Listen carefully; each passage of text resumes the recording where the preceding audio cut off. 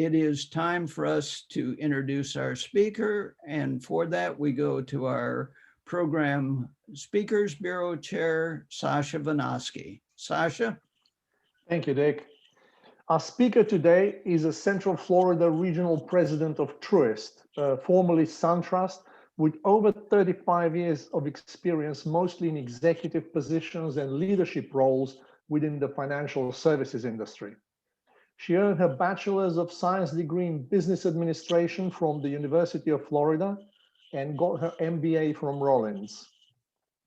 During her professional career, she has received many awards and accolades, not just for her professional achievements, but also for her huge involvement in the community, in leading roles with a number of different nonprofit organizations, such as board chair of the Central Florida YMCA, chair of the Manila Museum Friends Board, chair of the Winter Park Health Foundation, and many, many more.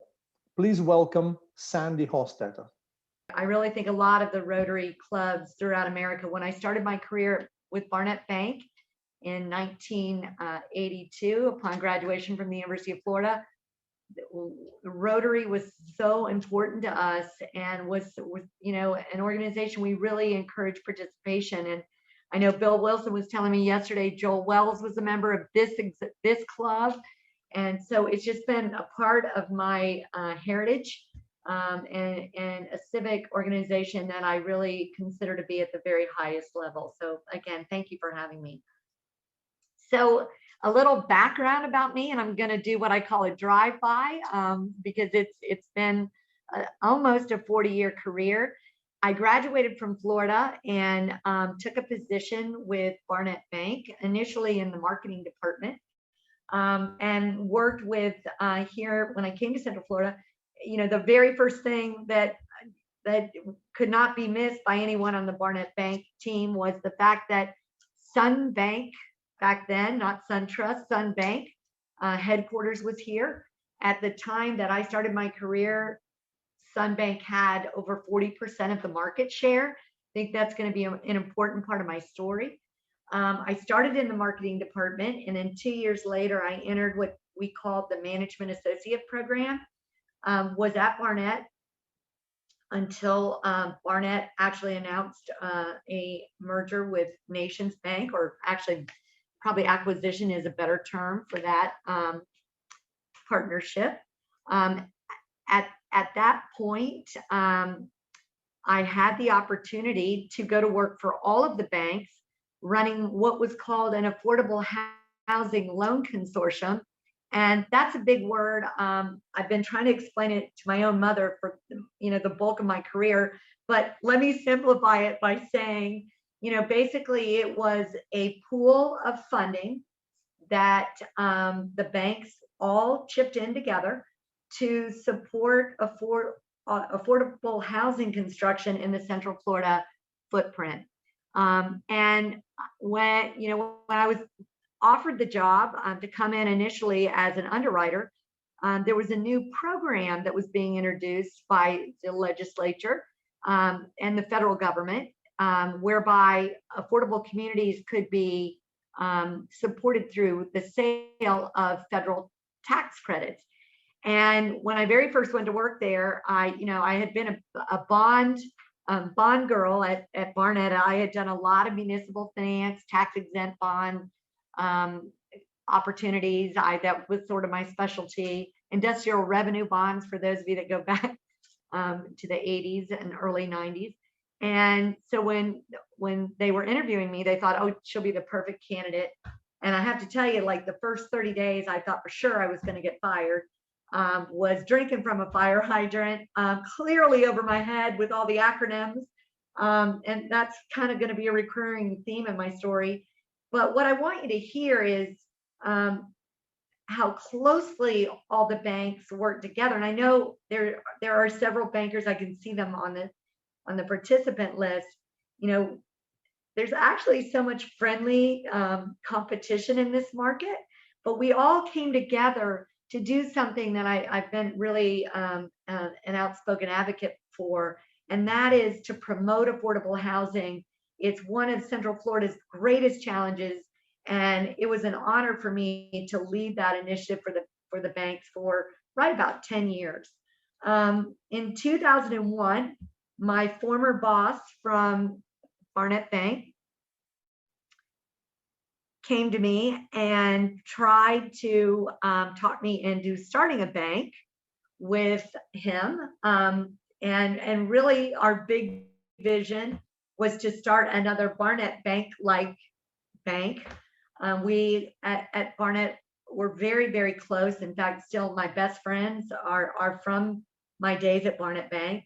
And I initially said to him, yeah, I can't accept your offer, but I'll help you because I work for all the banks and I know all the bank leaders. I will help you find a president to get this bank started. That proved to be more difficult than I originally thought, because of course their response was, if this is such a great opportunity, why aren't you taking it?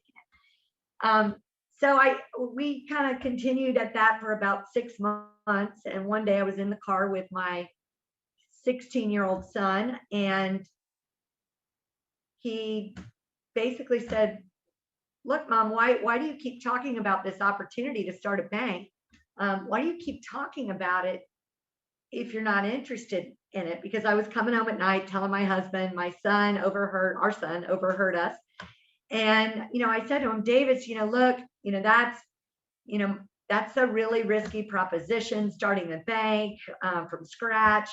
Actually, the bank was basically from scratch, but they had acquired Alliance Bank, and Alliance Bank's legal lending limit at that time was $1,875,000. Now, think about that. I had come out of Barnett Bank, very large bank. In fact, helped to do the construction loan on Universal Studios to give you an idea of how big we were. This was a major drop in legal lending limit for me. And, I saw it as being very risky because I come from a big bank. And without flinching, my son turns to me and says, okay, so this whole no risk, no reward conversation that you are so quick to tell me only applies to me, doesn't apply to you. And I have to tell you, honest to God truth, I think I called my boss back somewhere before 7 a.m. the next morning.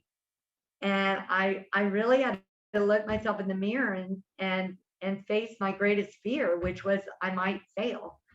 And I accepted that challenge. One of the biggest learning curves for me in my entire career. Jim Sineff was the primary investor. So the name of the bank was CNL Bank. And I led that bank from 2001 until this recent opportunity came to me. And I know there's, again, bankers on the phone. We weathered 2007 to 2010, and we barely made it. We were, not surprisingly, really invested in real estate. We were owned by, primarily owned by the owner of a family of REITs. And it really hurt us. And I remember at my lowest hour, and there were many, I can tell you, asking myself, if you fail, will it have been worth it? Will it have been worth what might be a ding in your reputation? Will it be worth it? And, I have to tell you, at my lowest point, it was never an option. I was never going to walk away. We were trying to get everybody to the other side. But even in my lowest hour, I think what's really important about my story is I came to the conclusion that even if the bank failed, it wasn't going to be a failure for me. The bigger failure would have been that I never tried. And so I think an important part of my story is, you've got to face fear, and it's dead on, and take those challenges, because in the end, we made it through, the worst financial crisis that I have lived through. And I grew so much just by taking the opportunity. So I think that's an important part of my story. So roll around in fall of 2018, we sold CNL Bank in 2015 to Valley National Bank. So that would be my second bank acquisition. In the fall of 2018, Scott Cathcart, who many of you may know, reached out to me through Tom Sinema, who had been the president of CNL, asking if he could just get on he was new to the market, wanted to get on my calendar. I think he's just wanting to meet people and, kind of figure out the banking community. So I meet him at the Citrus Club, very visible location, not thinking it's anything more than, him trying to reach people that are active in the community. And at the end of that breakfast, must have been September, he asked me if I would consider coming to work for SunTrust to be their market president. And I was totally caught off guard. Wasn't thinking at all that was the purpose of the meeting. That sounds maybe unbelievable to some, but I have to tell you, it was an opportunity that I just couldn't say no to. I had always thought a lot about SunTrust, Sun Bank. They had always been Orlando's hometown bank to me. I had never in my almost at this point 35-year career, never seen the bank fumble or falter or make any huge missteps. And I had watched as a lot of, they had tried to replace the president with people that were new to the market. And I really thought I could potentially make a difference. But I also knew that it was not a mistake. I could not make a mistake at that level. Bank presidents don't just accept that responsibility and then 60 days later go like, this isn't the right fit for me. So I interviewed, north of 20 people, everyone down to the chief credit officer, the team in Atlanta, the private wealth team. And I was, thrilled with what I heard and accepted that position, started with the bank on October 9th of 2018. About not quite 100 days later, we are going to go on a call one morning, Friday morning, going to go on a call to one of our largest clients. The head of corporate banking is flying in. We've practiced exactly what we're going to say. We have the head of treasury flying in, corporate banking. I'm supposed to pick them up at the airport at 7 o'clock. It is right around 6:30 in the morning. I'm looking over my notes, trying to get dressed, picture a little bit like I Love Lucy in the morning. And I can tell that my cell phone, someone's trying to call me, and it's 6:30 and they're repeatedly trying to call me. And I look down and I realize it's our daughter, who has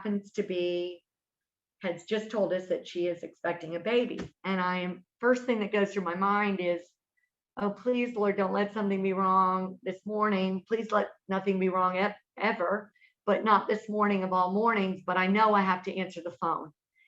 And so I answer quickly and say, hey, hon, look, I can't talk this morning. I am on my way to a really big call. Can I call you back? I just want to make sure everything's okay. And very flippantly, she says to me, sure, Mom, you can call me back, but you might want to know that your bank sold. And my phone was vibrating because both of my children, my son works for a private equity firm. He's trying to reach me, and he, of course, wants to go through all the math of this transaction and what it means. And my daughter's just calling me that story broke that morning at 6:30. And both of them, were the very first to reach out to me. And when when you have your phone and you hide the phone itself, and I looked at my stock app, I see this very big press release that says BB&T buys SunTrust. And, I have to tell you, again, another great learning curve.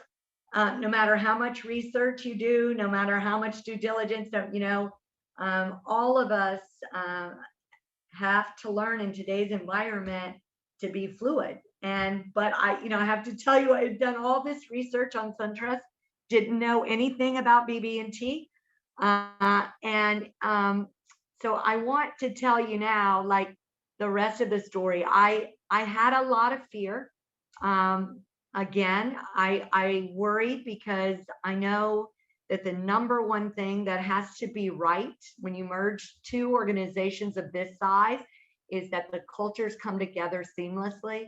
That is probably the number one thing that has to happen, that there has to be incredible communication. And when I looked at the math of the transaction, what is a little bit different is, so many of the banks position these transactions as mergers when they're really not mergers, they're acquisitions. But in this case, if you looked at the math of these two banks, we were very, very similar in size. BB&T is a little bit larger, but not significant. And the second defining attribute, I would say, is there was not a big premium paid to SunTrust to merge these two together. Relatively small, so it really looked like a merger. So I was optimistic on that front. So now let me tell you the rest of the story of Truist. When I start my Truist story, I have to start with our purpose, mission, and values. Our purpose is to inspire and build better lives and communities. And every time Kelly King, our CEO, speaks to us for any reason, and if you watch him speak to any of the investor analysts, he always talks about the fact that we are a purpose-driven organization. And I have to tell you, we are really purpose-driven. It's in everything. Our purpose is the starting point for everything we do. And what I love here is when you look at our mission, we touch three main groups: clients who we serve, and certainly our teammates, and our stakeholders. And we use the word stakeholders here to mean more than just shareholders. This is certainly our shareholders are a stakeholder, but the other definition, or what we also include in the term stakeholder, would be all of our community partnerships, all of the not-for-profits that we work with day in and day out. It's a much broader definition, right? And when you look finally at our values, I think this is really a cool story here. When the two banks came together, we surveyed, much like what you did today with your survey, Dick. I love that I was on here when you did this. We surveyed all of the teammates from both organizations and asked them to pick the values that, if they had to pick their top 5 values, what would those be? And it was uncanny how similar our responses were to that question. And keep in mind, at this point, we are two separate banks. We haven't closed, but the teammates chose these 5 values, and I love them. It's trustworthy, caring, acting as one team. And by one team, we mean that we aren't turf guarders. We aren't trying to say, no, that's my client. We're doing what's right for the client, and no matter what that means, bringing the best of the team to the table. Success, certainly we love to win. We want to win, and we want our clients to win. We want our communities to win, and certainly happiness as the last one. So really important part of our story. From a financial standpoint, and I'm going to give you a little bit about what 2020 looked like for us. But when you look at the next slide and you look at where we stack now among our competition, We are considered to be basically the sixth largest financial institution in the United States. You can see here on market value, we are arguably fifth, but we are tied with US Bank Corp. In most of our literature, we announce that we are sixth, and that's because usually asset size is the number one determinant of that. So when these two organizations came together, it did move us into a different space in terms of where we play. And if we were formidable before, we're even more so today. I thought you would be most interested in where we are as it relates to size in this footprint. So if you look at the next slide, I did some simple math here. I'm going to make it easy for you. If you look at Central Florida, you can see where we cover. So think Central East. We are the largest financial institution in the coverage of this entire area. I put up here so you could see the exact math. Prior to the merger, SunTrust, actually Bank of America for 1 quarter was right with us in terms of, in fact, it beat us just a little bit in Orange County in terms of size. But if you look at the combined bank today, if you do the math here, we're 15.3 billion compared to 11.3 billion with Bank of America. So we now have a sizable lead as the largest financial institution in Central Florida. So if you go to the next slide, and I'm going to share some real high remarks here that I actually took away from a conversation with our president, Chris Hinson, who had been the former CFO. So he's really good at the financials. What the market is seeing from these two banks is the fact that BB&T's commercial community bank, coupled with SunTrust Investment Bank, and the fact that they're coming together in such a synchronized method, is really showing promise to the market. We talk a lot here about T3, and being able, T3 means taking technology and technology and touch, and delivering that. And we can see after COVID, technology, like we can see on today's meeting, right? Technology has become more and more important to the banks because so many clients now do business on their phone. They don't come into the bank, right? They want technology or on their laptop or their iPad. And so we believe if we can deliver the very best technology with the very highest touch, that we will earn the trust of our clients, and thus the T3, right? So really important focus for us, and the markets are starting to see that we can deliver on that promise. If you look at how we closed the fourth quarter in 2020, we were able to sustain substantial growth. Our production was up 14%. Our deposits held. We were seeing some lift in our industry consulting, and really feel like really had positive. We were one of the few banks to show an increase in earnings, and that was very positive for us. You're now seeing it in our stock price. Also want to tell you how the Central Florida Bank grew, because I'm of course super proud of in a really tough year. We grew our loan portfolio here 9% and our deposits 31%. So it was a really good year for us in 2020.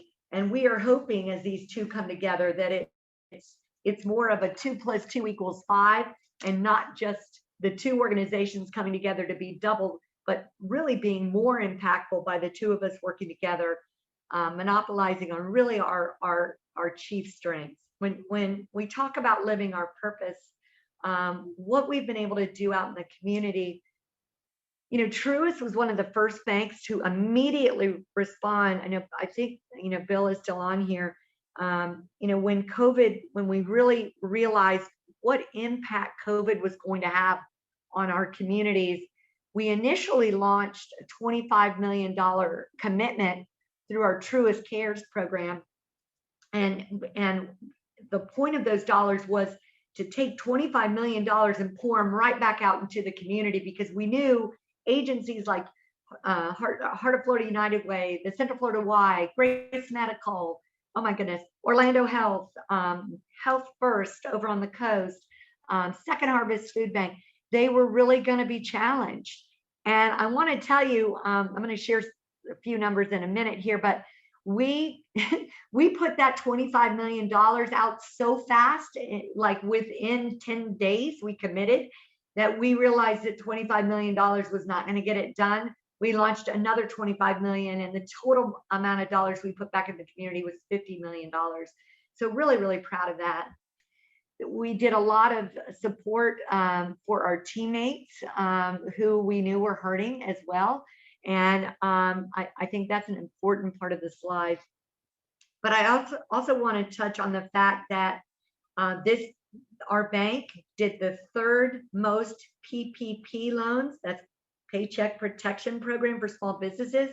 We did the third most in the nation, and you've just seen we are only the 6th largest bank.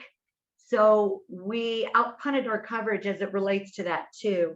Lastly, I want to add that the Central Florida team did more PPP loan apps per teammate than any region in the footprint. So really, really proud of that. And I want you to see through that our commitment to our communities. Again, I thought I'd highlight some of our commitment to our communities. Through Truist Cares, we ultimately brought $3 million out of the $50 million to Central Florida. We were big supporters of United Way, big supporters of the Black Business Investment Fund, and we put a lot of dollars into helping small business owners just get to the other side of this pandemic. You'll see on here, I think I mentioned most of them. Boys and Girls Club, I forgot to mention that.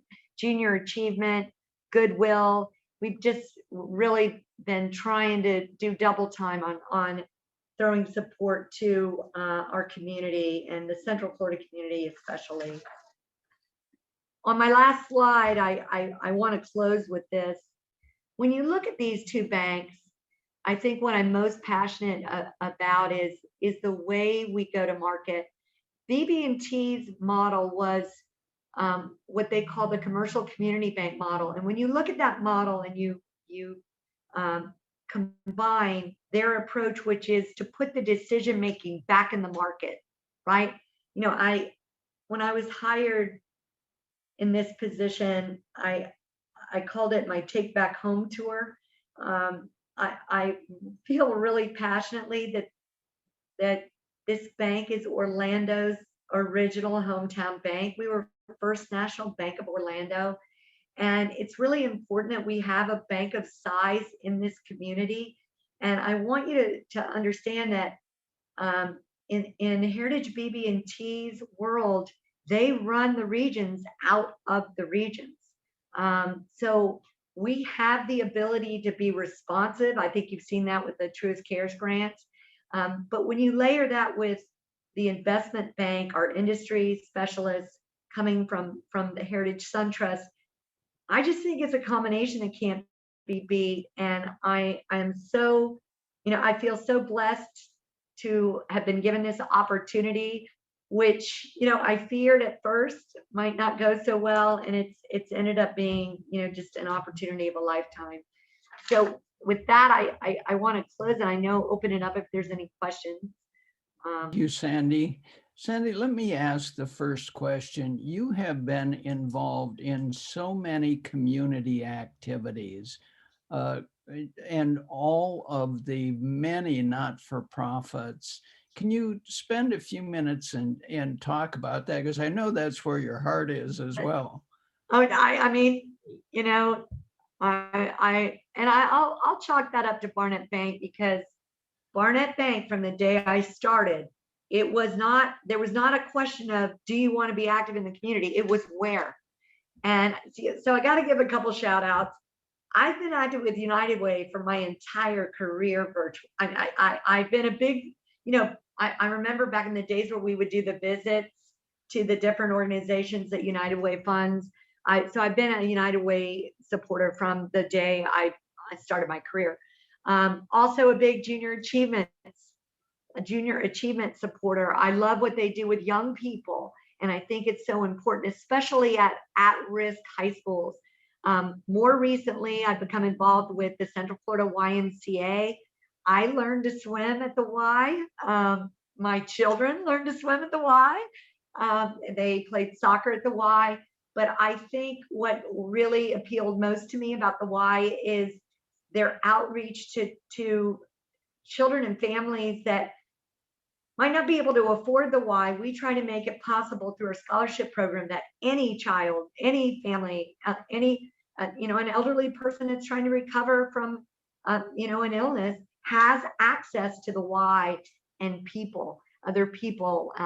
And the last one I would have to say has been probably my most recent venture, and that's been with Lift Orlando.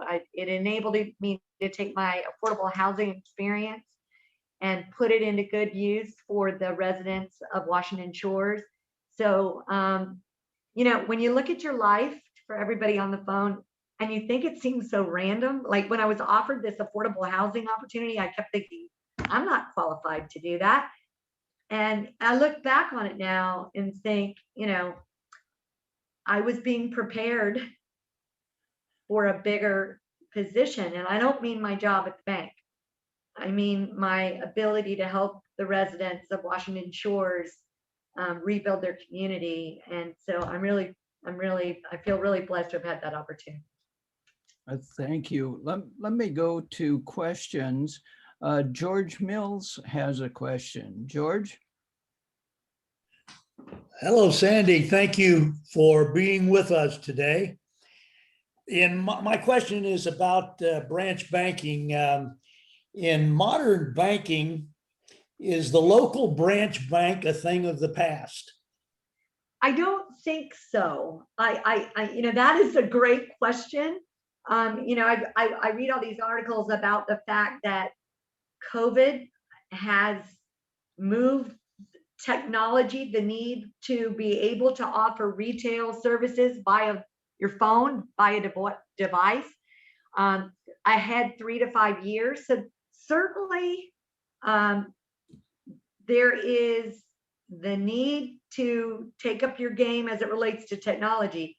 But do I think that will mean that branch banking goes away? I don't. There is still the need. There's still the occasion where you need to go in and speak face to face with a consultant, a professional. I heard Ern say he was trying to do something. He was, I think, sending money to his daughter in Spain, and how it took him, a couple of hours to get that done. But you can do everything. You can take a picture of a check and deposit it. You can send money all over the place and never go into the bank. It definitely has expedited everybody's, think about it. Gosh, we had to close our branches initially. We could only serve people through the drive-in. We couldn't go back to when we closed, the community closed down. I had to drive around with a piece of paper that said I was an essential worker. So that pushed people even so much faster to going to technology, because you couldn't get to the branch. It's hard. So I think that would be interesting to look at. I'll try to get that. I want to know, just because it's such a great question. Okay, are there other questions for Sandy? I don't have any in the chat box, but Sandy, I'm This sorry. is Ern. This is Ern. Could I ask a question? Sure, Ern. Sandy, again, thank you very much for your presentation.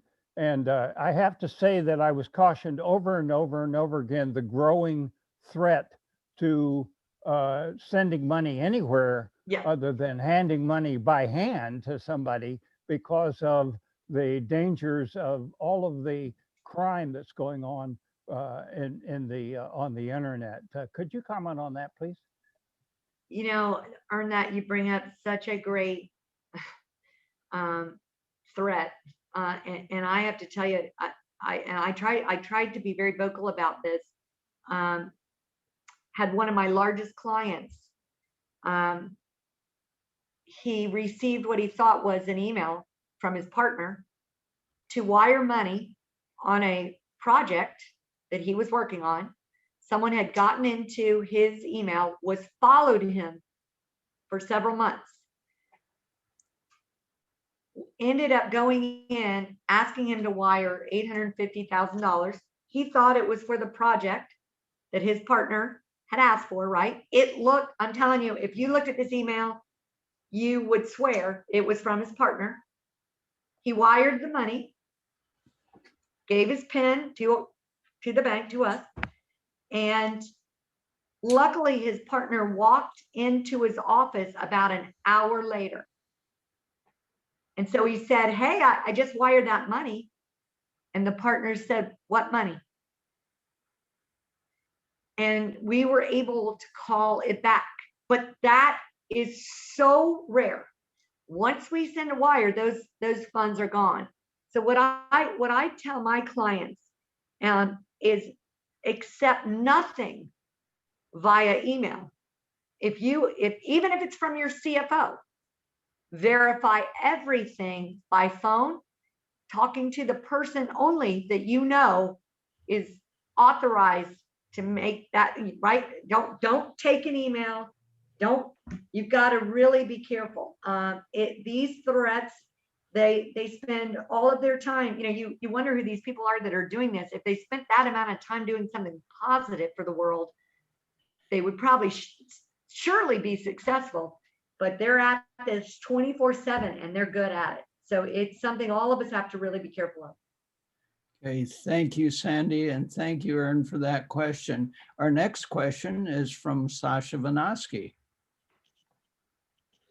Thank you, Dick. And thank you, Sandy, for coming here today. I really appreciate the opportunity to hear your presentation and you're answering our questions.